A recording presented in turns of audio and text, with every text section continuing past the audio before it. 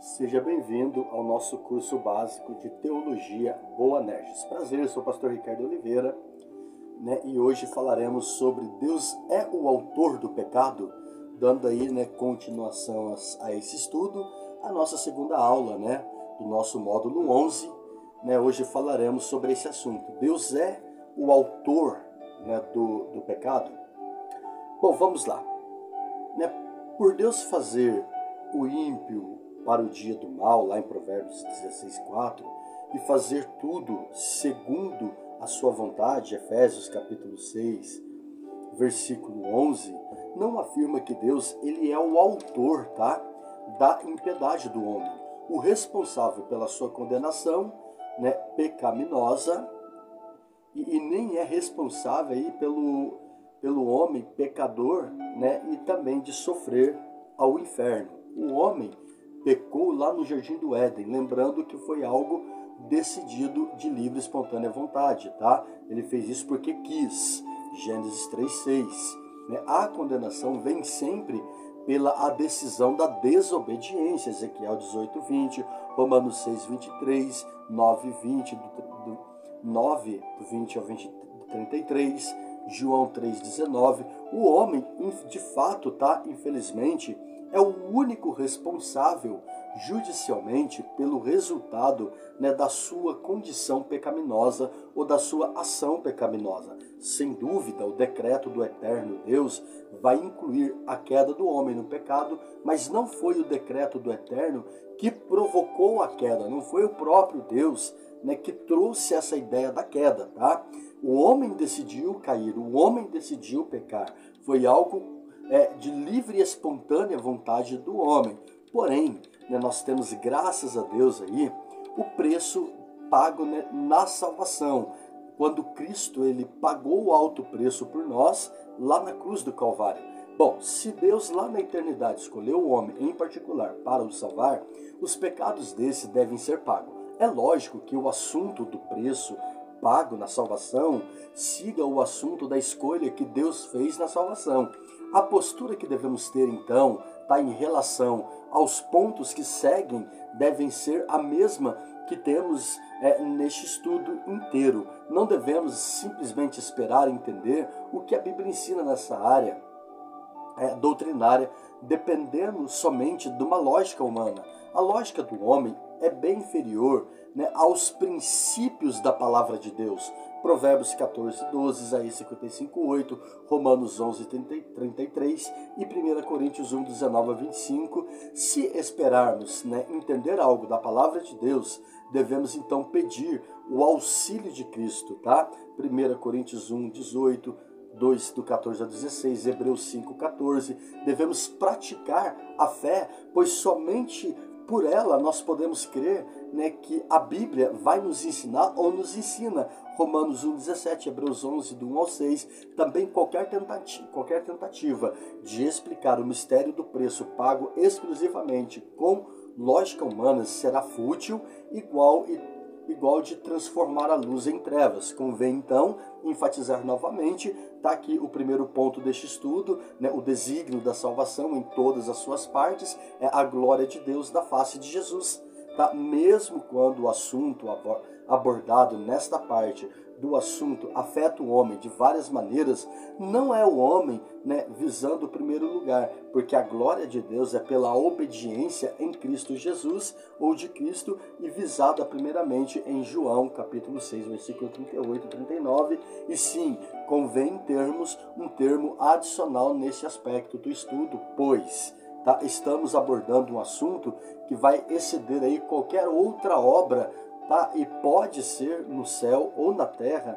Múltiplas profecias, Gênesis 3:15, Malaquias 4:6, vão tratar aí de repetidas vezes aquele que viria para pagar o preço do pecado, por ter tanta ênfase pela profecia do Velho Testamento. Uma atenção deve ser dada, não foi somente no Velho Testamento, que a atenção sobremaneira foi dada ao homem. no Novo Testamento também, pelo Novo Testamento, temos aí os sinais que são indiscutíveis e que foram apresentados na concepção, tá? Lucas 1, 30 a 35, no nascimento, Lucas 2, do 8 ao 14, durante o nascimento, Lucas 2, do 46 ao 52, durante o ministério público de Jesus, né, quando ele pagou esse preço, Lucas 4, 17 ao 21, também foram sinais abundantes da sua morte, Lucas 23, 44 ao 47, Mateus 27, do 50 ao 55, na ressurreição, Lucas 24, do 1 ao 7, 1 Coríntios 15, do 4 ao 8, na ocasião da sua ascensão, Atos 1, do 9 ao 11, e pelo seu ministério, agora com o Pai, Hebreus 7, 25, e pelos ministrantes da terra que pregam a sua mensagem, Marcos 16, 16 ao 17. Nenhuma outra pessoa ou ser tentado, né, tanto destaque quanto aquela tentação, né, dada pela palavra de Deus, né, à pessoa da obra de Jesus. Bom, a causa do preço a ser pago. Entendendo melhor, né, em questão do pecado que levou Cristo a derramar o seu próprio sangue, né, o mais valor, né, daremos, né, pela salvação. Por muitos não entenderem a natureza do pecado, menos valor dão ao Salvador, né, dos pecados. É importantíssimo entender então, né, que o pecado, pois, fez que convivesse se próprio útil, né, entristecendo e nos tirando da presença de Deus e nos tirando do propósito. Lá em Mateus capítulo 26, 37, né, ele teve as suas costas feridas, né, e os cabelos da sua face arrancados, e partes dele, né, receberam afronta, né, cuspos e atormentadores. Isaías 50, versículo 6. A beleza do preço pago, ela é vista somente quando é examinada, tá, por perto, aquilo que fez com que fosse importante um dever. João 3, 14 e 15, o santo e eterno Deus Pai, Deus Pai, ferir, oprimir, moer, desamparar o seu único e amado Filho, né? Salmos 22, 1, Mateus 27, 46, Zacarias 13, 7, Isaías 53, do 4 ao 5. Somente percebemos a razão, né, do desprezo constante dos pagãos religiosos da época, né, que foram menosprezando Jesus, tendo então as aflições que vão trazendo a inimizade de Satanás, tá podendo então admirar o preço que foi pago. E acredite, foi pago um alto preço, um preço exuberante, tá? Porém, temos a opinião do homem sobre o preço que precisa ser pago pelo pecado é mínimo. O preço necessário a ser pago é comparado a um homem, a uma fonte doce, na qual ele pode beber quando precisa refrescar-se do tormento que o pecado, né, vai provocar a sua consciência. Gênesis 3, do 11 ao 13. Tá? Ele também medita um pouco no mal que fez e determina um ato, ou determina, tá, um pensamento, uma intenção mínima, né, na retribuição para apaziguar qualquer consciência. Tá? Para o homem, aquilo, né, que causou preço a ser pago, né, na salvação foi apenas uma fraqueza moral que foi herdada de Adão. E é um mal, tá? E é um mal que pode ser resolvido facilmente por um jeito esperto agora ou no final da vida. Infelizmente, a opinião do homem sobre o preço necessário a ser pago pelo pecado não é a mesma daquele que julga o pecado segundo as suas obras.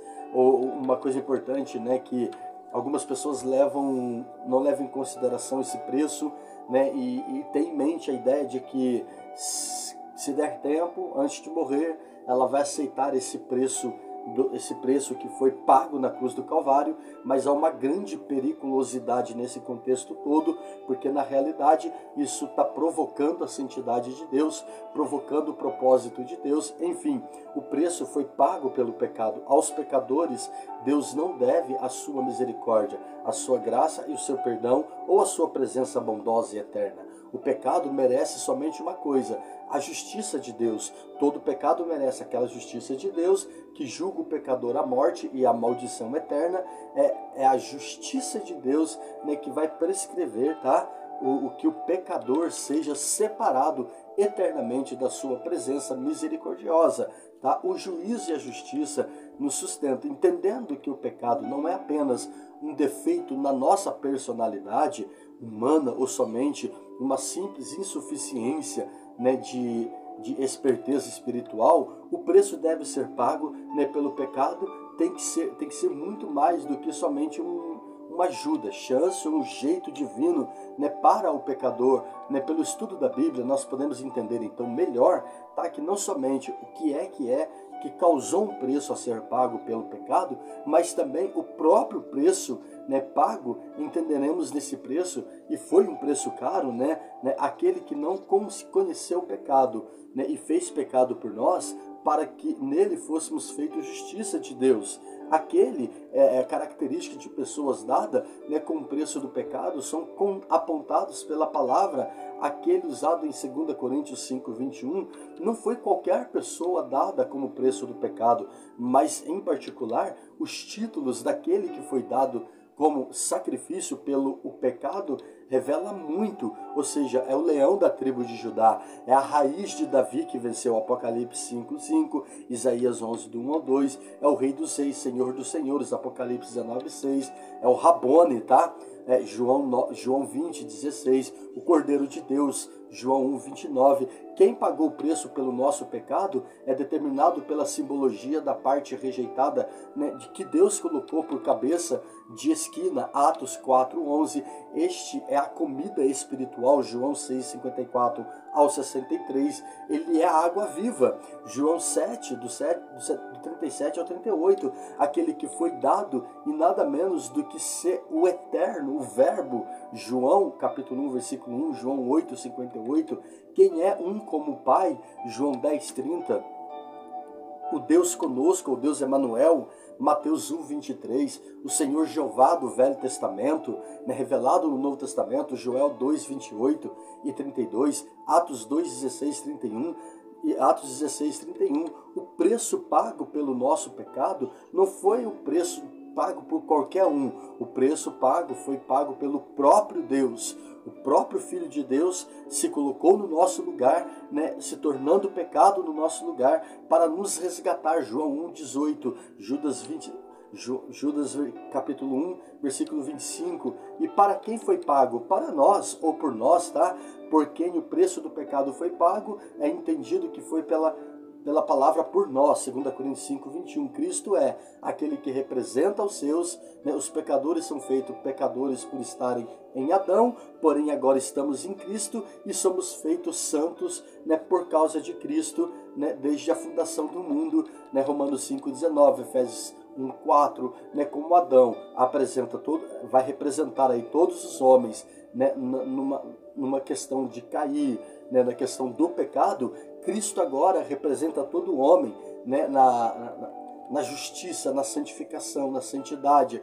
Né? João 2, do 1 ao 2 fala: meus filhinhos, estas coisas vos escrevo para que não pequeis. E se alguém pecar, temos um advogado para com o Pai, Jesus Cristo, o justo, e ele é a propiciação pelo nosso pecado, e não somente pelos nossos, mas também pelo de todo o mundo. O versículo de 1 João, capítulo 2, versículo 1, né, que aparece enfatizar aí a expiação, né, do nosso pecado. Aquele que veio tornar-se o expiador, aquele que veio oferecer-se de forma voluntária, né, a nós. Né, como em João 3,16 fala: porque Deus amou o mundo de tal maneira que deu seu Filho unigênito, para que todo aquele que nele crê não pereça, mas tenha a vida eterna. Lembrando que o pecado tirou de nós a eternidade. Lembrando que o pecado tirou de nós a possibilidade de vivermos com Deus eternamente. Mas graças a Deus que Cristo veio, né, e morreu, ressuscitou ao terceiro dia, e com isso nos trouxe a salvação, nos chamando a salvação. 1 Pedro 1,20 fala: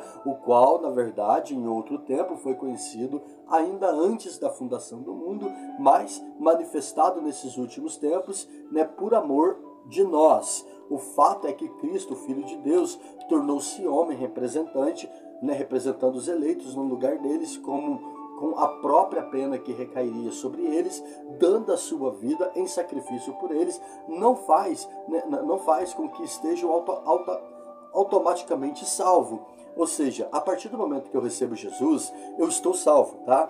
A salvação ela é gratuita, não existe né, uma maneira de você conseguir salvação a não ser pelo Senhor Jesus Cristo. Mas é importante você lembrar isso, né, que você precisa cultivar essa salvação, você precisa cuidar dessa salvação, até porque temos um inimigo eminente, né, claro, e que vem se posicionando dia após dia e com o propósito de nos tirar da presença de Deus.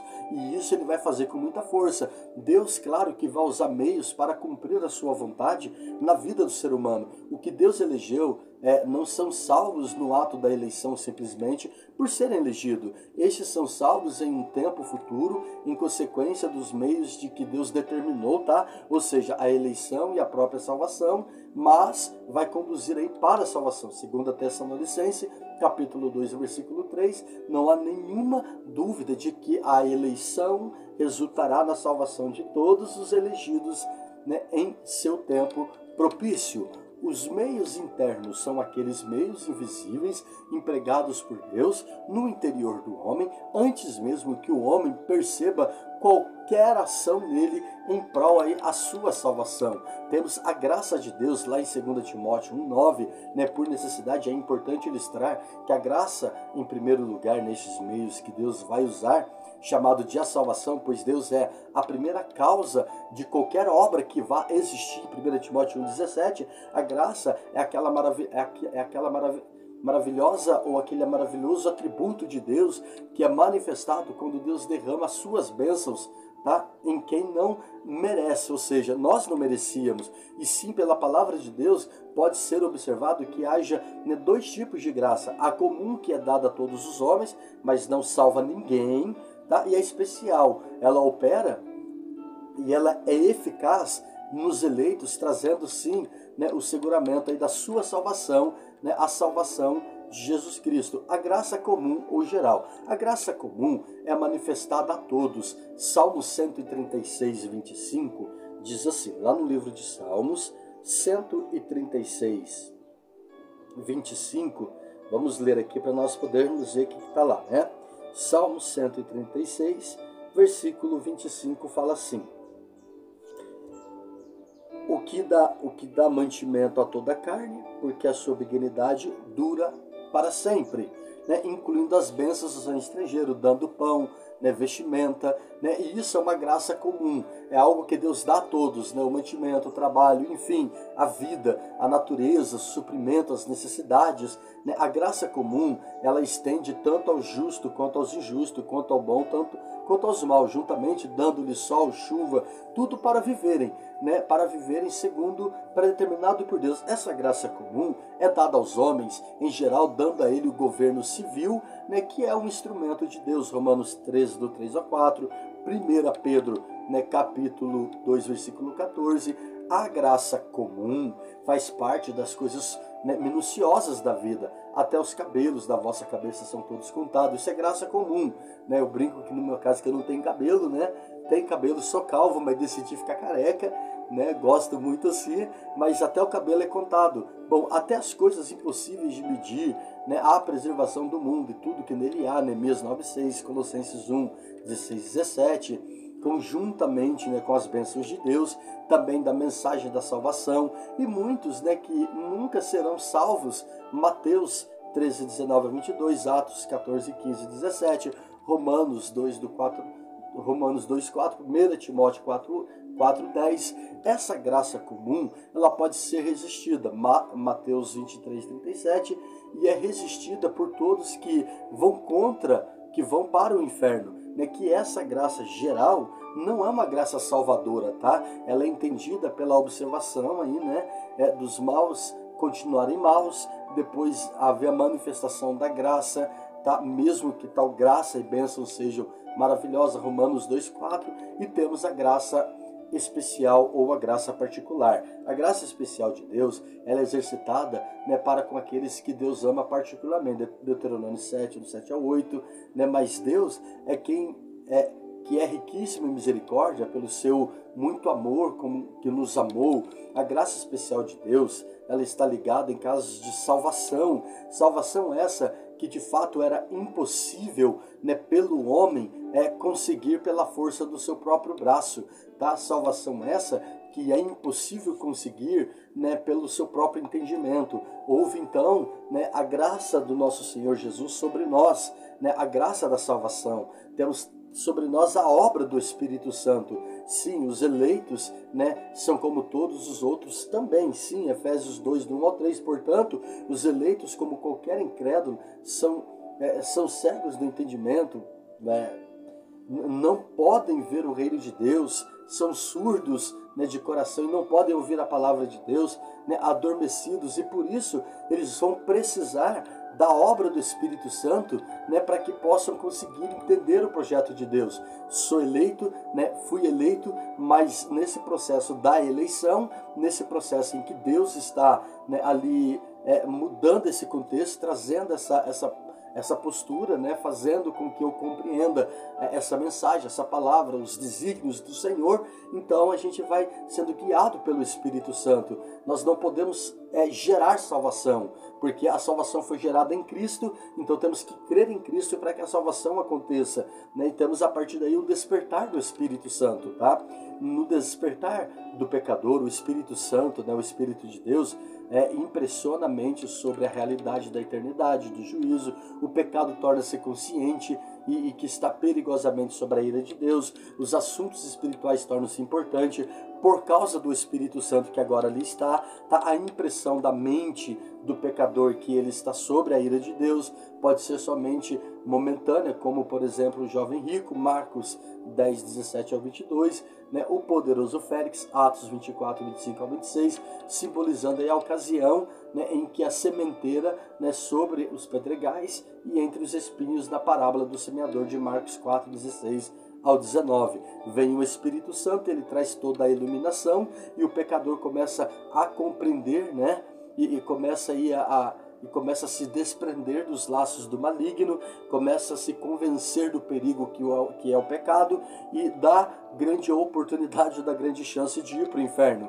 Bom, a convicção dada pelo Espírito Santo, trazendo aí o despertar e a iluminação revelada, né, sobre o perigo do pecado, a convicção que aponta, né, para este perigo. Sim, o Espírito Santo opera em nós, né? O homem, ele é convencido do seu pecado, da justiça e do juízo, João 16, do 8 ao 11, havendo então a regeneração. A regeneração ela é absolutamente necessária para que haja salvação, João 3, do 3 ao 5, a mudança radical na alma e no corpo, e capacitando então a entrar no reino de Deus, e que é chamado de regeneração. O Deus começa a regenerar o homem por completo.